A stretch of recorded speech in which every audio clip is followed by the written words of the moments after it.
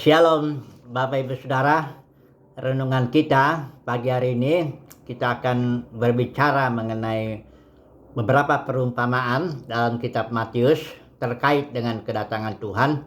Perumpamaan itu ada di Matius pasal 24-25. Itu berbicara tentang ada hamba yang setia, ada hamba yang jahat. Demikian juga ada gadis-gadis bijaksana, ada juga gadis-gadis yang bodoh, dan juga ada perumpamaan talenta. Ada yang dikasih 1, ada yang dikasih 2, dan ada yang dikasih 5. Yang kita mau bicarakan ini, apakah dalam perumpamaan itu semuanya itu orang Kristen yang udah lahir baru? Maksudnya apakah hamba yang jahat itu juga orang Kristen yang lahir baru? Atau apakah hamba yang 1 talenta itu juga juga orang Kristen yang sudah lahir baru? Apakah juga gadis yang bodoh itu, yang 5 gadis bodoh itu juga adalah orang Kristen yang lahir baru?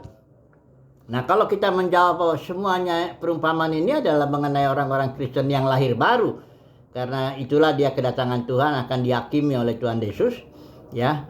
Nah, berarti ada orang-orang Kristen yang tidak diterima untuk memerintah di dalam zaman berikut, ya, kerajaan 1000 tahun itu kalau di kitab Wahyu dikatakan milenium.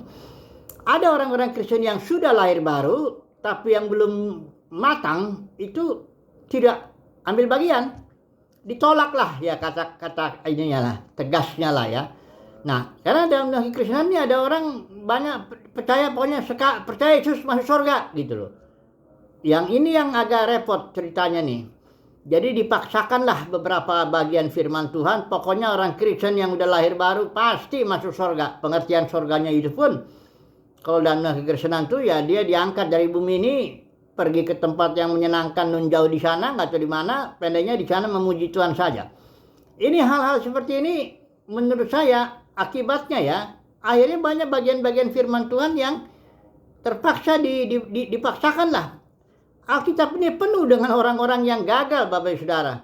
Dari mulai perjanjian lama itu generasi pertama, itu Kain juga itu sebenarnya itu Adam itu anak Elohim itu. Jadi Kain itu ya anak Elohim juga itu dalam satu pengertian tertentu. Tapi dia gagal untuk menjadi seperti Habel yang berhasil dengan iman, ya.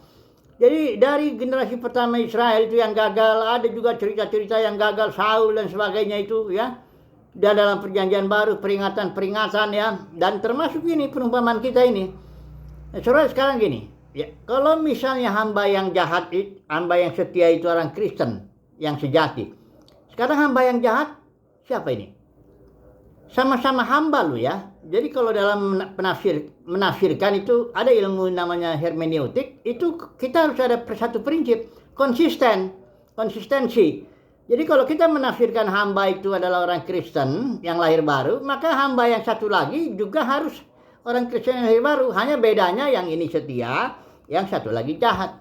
Jadi hamba yang jahat ini adalah orang Kristen yang lahir baru juga. Nah, demikian juga dengan gadis bijaksana dan gadis bodoh. Masing-masing itu gadis sifat dasarnya. Bukan dikatakan 5 gadis bijaksana dan 5 janda yang bodoh. Enggak gitu. Kalau begitu baru jadi artinya sama-sama gadis, artinya sama-sama orang Kristen lahir baru. Hanya bedanya yang sebagian bijaksana, sebagian bodoh, nggak mempersiapkan diri kedatangan Tuhan. Kemudian yang hamba talenta ini, ada yang dikasih 1, ada yang dikasih 2, ada yang dikasih 5. Itu siapa itu? Apakah hamba yang 1 itu bukan orang Kristen yang lahir baru? Karena di sini dibilang hamba yang 1 itu dikatakan campakkanlah hamba yang tidak berguna ke dalam kegelapan yang paling gelap. Di sanalah akan terdapat ratap dan kertak gigi. Kalau orang sudah punya pandangan percaya Yesus masuk surga, nah dia bingung dengan ayat ini. Gimana nih? Ini dibilang, nah berarti ini hamba yang 1 talenta ini bukan orang Kristen. Nah kan jadi begitu. Jadi nggak konsisten. Akibat dia punya cerita yang aneh, nggak sesuai. Nanti saya mau bicara dulu cerita di Alkitab dari awal sampai akhir secara garis besar dulu lah. Jadi hamba yang 1 talenta itu juga orang Kristen yang lahir baru, tapi dia tidak mengembangkan talentanya, maka dia dibilang tidak berguna, ya, dicampakkan ke dalam kegelapan yang paling gelap. Di sana terdapat ratap dan kertak gigi, artinya penyesalan lah, seperti itu. Nah, jadi kesimpulannya dari perumpamaan ini apa? Perumpamaan ini dengan gamblang, ya, membuktikan bahwa di hari pengadilan Kristus nanti ya, ketika Tuhan Yesus datang, orang Kristen biasa bilang kedua kali, dia datang sebagai hakim yang adil. Paulus juga bilang tuh, aku mencapai garis akhir ya, menyelesaikan iman ya, aku telah mengakhiri pertandingan yang baik, sekarang tersiap bagiku mahkota yang akan diberikan kepadaku oleh hakim yang adil pada harinya. Jadi adil ya, Tuhan Yesus itu menghakimi kita semua, gereja yang lahir baru itu semuanya dihakimi. Di Korintus juga dibilang pelayanan kita semua akan dihakimi. Kalau kita misalnya rugi terbakar ya kita nggak menerima upah, nggak menerima apa-apa, tapi diselamatkan. Nah jadi beginilah soal diselamatkan ini ya. Kalau orang udah punya konsep ya, orang Kristen ini ya, cerita di Alkitab itu katanya sebagian orang dipilih ya masuk surga, nyanyi-nyanyi di sana selamanya. Bagian lagi yang nggak dipilih dilempar ke neraka selama-lamanya juga. Kalau orang udah punya cerita kayak begini, udah nggak ngerti deh Alkitab. Benar saudaraku, saya juga pernah punya konsep begitu, nggak ngerti. Banyak ayat-ayat nanti kita bingung ya. Tapi kalau Alkitab jelas, coba perhatikan ya, Kejadian 1 ayat 26-28 tuh. Baiklah kita menjadikan manusia.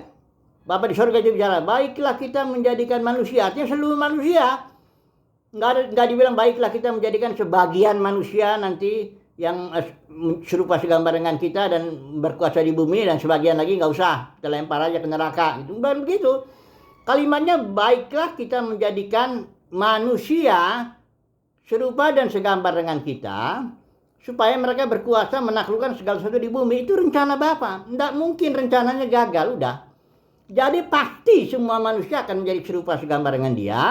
Pasti semua manusia akan memerintah bumi ini. Karena itu bumi ini diberikan kepada anak-anak manusia, diwariskan anak-anak manusia. Ya. Nah, cuma ceritanya panjang bagaimana proses Bapa di surga menjadikan manusia serupa segambar dengan dia. Ada 2 pohon di situ, pohon kehidupan, pohon pengetahuan. Dua-duanya harus dimakan manusia sebagai proses ya. Manusia harus mengalami pahitnya penderitaan, sakit, penyakit, baru dia nanti diselamatkan oleh Tuhan Yesus. Satu persatu ada urutannya. Kalau dalam 1 Korintus 15 itu ada urutannya.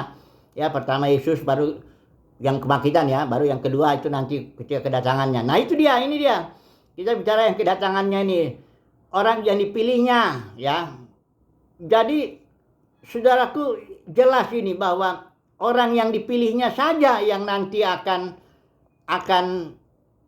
dibangkitkan atau akan memperoleh mahkota ketika kedatangan Tuhan yang biasa orang bilang kedua kali. Tapi saudaraku, semua orang pada akhirnya diselamatkan karena Yesus datang itu tujuannya menegakkan kerajaan di muka bumi. Untuk apa? Untuk menaklukkan segala sesuatu. Kan itu rencana Bapa dari awal. Nggak berubah-berubah. Jadi Yesus datang ke muka bumi ini di dalam dan melalui umat pilihannya itu untuk menaklukkan segala sesuatu di bumi ini, supaya bumi ini bergerak menuju bumi yang baru. Langit itu pun, sorga itu turun ke bumi ini, jadi sorga dan bumi menyatu dalam langit dan bumi yang baru. Nggak ada lagi maut. Di Wahyu pasal 21 ayat 4 jelas, maut itu upah dosa, bukan neraka kekal. Nah ini lagi, dosa, upah dosa itu maut, suatu jenis kehidupan yang dikuasai setan. Itu ditaklukkan. Nah kalau udah ditaklukkan itu maut, ya udah, manusia-manusia yang ditawan oleh iblis di situ ya diambil gitu. Jadi artinya ceritanya dari awal sampai akhir itu cerita happy ending.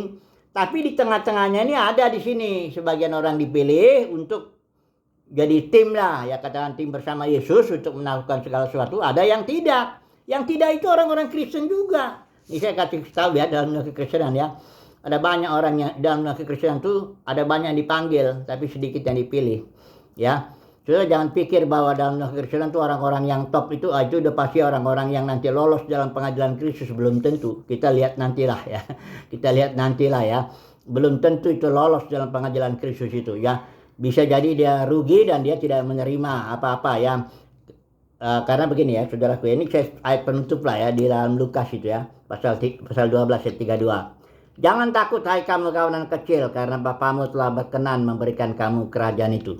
Jadi kepada kawanan kecil saja Bapa di surga memberikan kerajaan surga atau kerajaan atau milenium yang kita bilang tadi. Sebagian besar nanti dalam dunia kekristenan ini yang lahir baru itu ditolak ya. Itu saya mengatakan terus terang aja daripada nanti kaget ya. Matius 7 ayat 21-23 Tuhan Yesus juga akan terus terang. Ya, ada orang, oh Tuhan aku udah bernubuat demi namamu, mengusir setan ini, mengadakan banyak mujizat demi namamu. Tuhan bilang enggak, aku enggak mengenal engkau. Nah, itu juga kan kaget kan? Itu orang Kristen itu, ya orang benar kok bernubuat demi nama Tuhan, nggak disangka kok berbuat mujizat demi nama Tuhan. Tuhan Yesus bilang benar emang kau buat itu. Tapi engkau tidak mengenal hukum-hukum kerajaan sorga, itu dia. Jadi kesimpulannya bagaimana ini? Siapakah itu orang Kristen? Siapakah itu yang hamba jahat? Iya, hamba yang jahat. Siapa itu hamba yang 1 talenta? Siapa itu gadis bijaksana? Gadis yang bodoh itu siapa itu? Semuanya itu orang Kristen yang lahir baru, tapi ditolak di hari pengadilan Kristus karena belum siap, belum matang. Tapi semuanya nanti akan diselamatkan ya oleh satu tim, katakanlah tim kawanan kecil ini yang akan menaklukkan segala sesuatu bersama dengan Tuhan Yesus. Haleluya. Amin.